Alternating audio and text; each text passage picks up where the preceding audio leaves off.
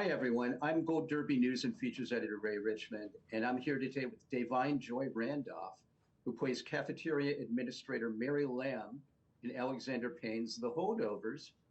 Divine, playing Mary is such a unique role for you and such a powerful character. Thank Did you you. base her on anyone you've ever known? Oh, I think it's an amalgamation of tons of people, of women in my life. My aunt, my grandmother, my mother, um, other women in history, other actresses and their performances. She is a powerhouse that has fragility and a softness to her, and it's truly been nothing short of an honor to portray her. Do you bring a lot of personal cooking skills to this role too? I did. Thank you so much for noticing that. That was I dare I say, a deal breaker. That when Alex and I had our first directors meeting, I said, "Now listen, I love to Mhm. cook, so I better be chopping up something, stuffing something," and he proved true on that and fulfilled his You could promise. tell that you're really doing stuff there, that Oh you yeah, weren't just oh going through yeah. the I'm motions. making soups, porridges, stuffing chickens, chopping up Pois, all the things. Fantastic. See, that's exactly what you should be doing. Uh, Yes.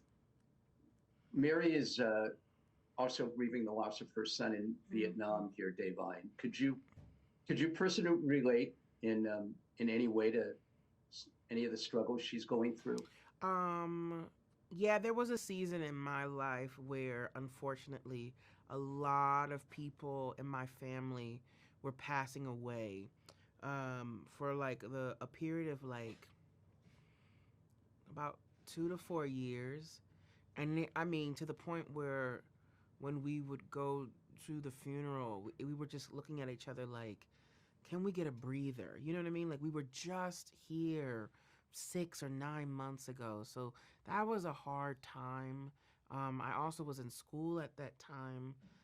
So I was away from my family in Connecticut. So that was hard. And then outside of that, I've also experiencing, though I didn't go away, I went to prep schools and Ivy Leagues my entire educational career, and being at Yale and around, that very elite Ivy League mentality.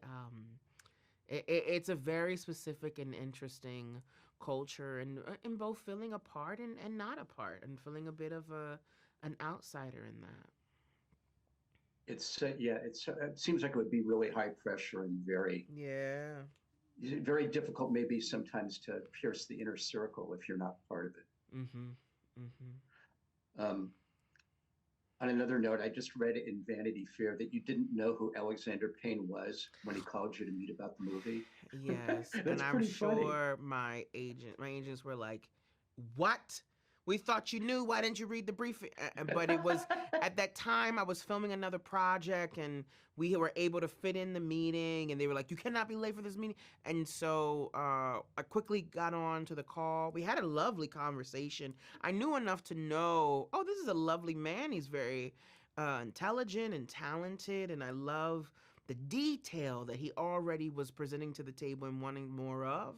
So I knew I was already interested. And so, yes, what happened was towards the end of the conversation, I was really digging him. And so I said, "Hey, do you have any projects that you think would be great? Any, movies, films that I should watch?" And he was very humble. He was like, "No, no, it's okay. Don't, no need to." And I said, "No, it's important to me as an artist to know who I'm working with and their style and their sensibility." And so he's like, "Well, there's this movie called The Sideways," and I was like, "Oh, the one about Paul Giamatti and drinking wine everywhere and getting drunk." And he was like, "Yeah," and he goes, "And then there's Descendants," and I said, "Oh, when George Clooney was running around down a hill really fast with flip flops on," and he was like, "Yeah," and I said, "Oh, okay, well I know of your work." So I guess I knew him without knowing that I knew him, and he's just so great at allowing these beautiful, tragically flawed characters to experience navigating tough times in their life. I feel like he's really good with that. With those two movies in particular, all these characters, he's really good at allowing a viewer to watch the uncomfortable process of navigating big things in their life. And I think especially, I don't know, maybe I'm impartial, but I feel like he really leaned into the character of Mary in doing so, maybe more so than his other characters, in that you also had this aspect of like, I told people it was almost like I did two movies in one. One, as we'll say, a talkie referencing Singing in the Rain, and the other as a silent movie actress. That I had all these silent moments that had to be That's filled. true. It had to be filled. I've never done that. Like, you'll have like there'll be a moment where the director will be like, okay, and then look off down, out the window, and we got it, great. But I'm talking about a full scene of 3 pages of like exposition and notes, right? That the writer has written and depicting in detail what the scene is. No dialogue. 3 pages of it. And I've got to fill those 3 pages. And Alex likes to linger on the camera, meaning he's going to let you have your moment. And so sometimes those silent moments, we'll be filming it for hours. For hours. And it would just simply be, go play, put this puzzle together. Smoke when you feel it's like great. it. It gives you an opportunity, Divine, to act with your eyes and your body language. Yes. And that's such a valuable, wonderful skill to have. Yes, yes. So let's talk about the production a little bit. What was it like working alongside a first-time film performer and a performer at all, except for high school stage, in Dominic Sessa? Oh, he's wonderful. He's a wonderful young man, an old soul, so intelligent, constantly wanting to have a willingness to learn and soak up the energy, and like a sponge, he quickly adapted. And also, we all know what that was like to have our first. And we worked very hard. I hope that he felt the support, and that we were there and available to him for questions, or, because it was beautiful. It's like, in a way, I did feel like, not his parent, but like, of a responsibility that I wanted his first time to be a glorious one. And I think it definitely is becoming one. And I hope that he is very, very proud of himself and what he's brought to the table. He's quite phenomenal. And I'm sure we'll have a great future ahead of him. I agree. He seems so natural on camera. Yes. And then Paul Giamatti, I'm assuming the two of you bonded pretty closely because you certainly have amazing chemistry. You two Yale Drama School grads. Yeah, and I think that had a lot to do with it, honestly. I had never met him before. I never had the privilege to meet him before. I knew of him, obviously. We had similar circles. And from the first scene, the first couple of takes, immediately, I've been referencing it almost like as if when you go to a foreign country of a language you know nothing about, and you hear someone speaking English, and you get so excited because you're like, oh, I have someone I can talk to. That's what it felt like. In the first 2 and 3 takes, immediately I was like, oh, and we both kind of realized like, oh my gosh, we speak the same language. It's one thing to be talented, it's one thing, you got to keep in mind, it's a very weird scenario. These are people who have never, whether you have to be in love or a couple or enemies or whatever, the idea of acting and coming together and do a film is quite odd.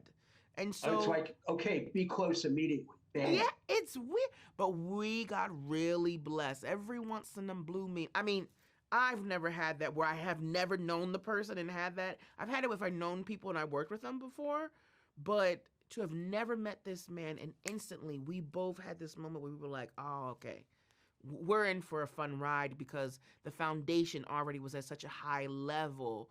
We could just start from such a beautiful place and continue to deepen. So I'm so grateful that people are seeing just how deep that chemistry was and that bond, that we could sit there and have these deep, intimate conversations and then just be at ease and flow. Because I just felt so comfortable around him. You can really see that on screen, the Thank comfort level you. between you. You can't really fake that. No, no, you Um, cannot. what was it like having to smoke all those cigarettes in the movie? Oh Because man. I know you're a non-smoker. Did you I have to am practice? absolutely a non-smoker. I'm a singer. I do not smoke. The moment that it was official that I had the gig, Alexander sent me two large boxes, FedEx me cartons upon cartons of Oh my God. cigarettes and said, get to it. Because, and you know, I respect it because I love old movies, and I think Betty Davis is one of the best on-camera smokers there are. And you can't fake that, and it tells on you if you don't know what you're doing. And the biggest thing about like true avid smokers, it's an appendage. It is the sixth finger. And so it has to come off looking so second nature. And so I did a lot of practicing with that. And so I feel like the cigarettes and getting a dialect coach, I really wanted to work on the dialect that was important to me. And where, you know, initially everybody was like, oh, it's okay. You're from Philadelphia, you know, spend time in New York. You got the Northeast thing going for you. And I said, no, no, come on, guys. It's Boston. Boston does not play around. It's a very specific sound. And so, That's I, for sure. yeah, and I worked with the amazing dialect coach, Tom Jones, who infamously works with Nicole Kidman on almost, I think, every one of her projects.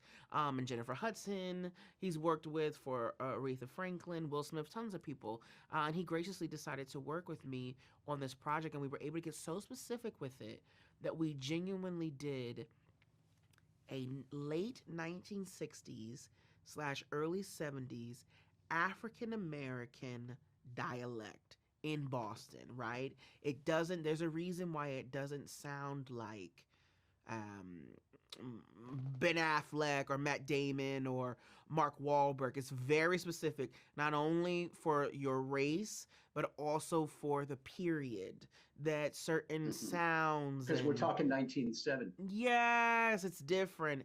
But that, the smoking, the wardrobe, the hair, all those details helped me so much. Whether the viewer ever even saw it, even props, and was so amazing at their job. I had so many little pens and notepads and books and recipe books and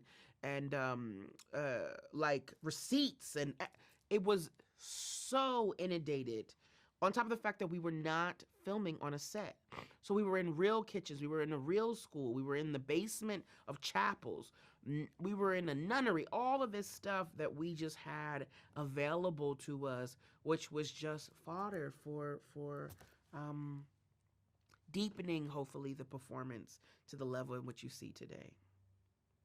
All the fact that you're so obsessed with the genuineness really speaks to your Mm, professionalism, I think. thank And you. you can, it all comes across. And let me also just say, Davine, Mm, you do not have trouble finding acting work. Every time I turn around, you're in something else. thank you Dolomite is so my name, or The much. Idol, or Only Murders in the Building, or Rustin, and now the Holdovers. You like to keep busy, I do. You know, I and am people like casting you. they do, and I'm very grateful that.